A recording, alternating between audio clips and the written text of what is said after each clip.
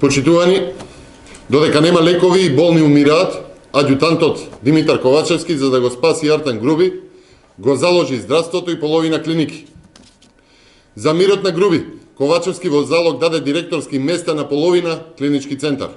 Само за трговија за спас на Груби, нови директори добија клиниката за неврологија, клиниката за онкологија, клиниката за дерматологија, клиниката за гинекологија, клиниката за офталмологија. Заради Груби, нов директор има и клиниката Козле, а директор добива и здравствен дом Скопје.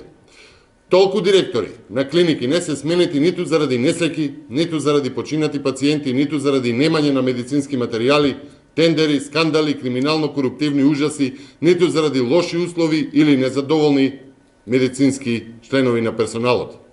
За Ковачевски, почитувани, не се важни пациентите, туку спасот на Артан Груби. Ковачевски смени директори и на Фондот за пензиско и на Македонски пошти, среда на големата енергетска економска криза се тргува и со директор на МЕПСО. Но што е тоа во замена за кариерата на Груби во владата на ДУИ, во која што Ковачевски е аѓутант? Се само за Груби да продолжи да се игра фудбал во канцеларија. Почитувани, единствена цел на СДС сега е продолжување на рокот за крадење, на тендери, на злоупотреби и криминал. Цената, која што за тоа ја плаќа народот, е преголема. Ви благодарам, дозволете ми да ви одговорам и на прашање пристигнато до прес-центарот во однос на двојното убиство во центарот на Скопје.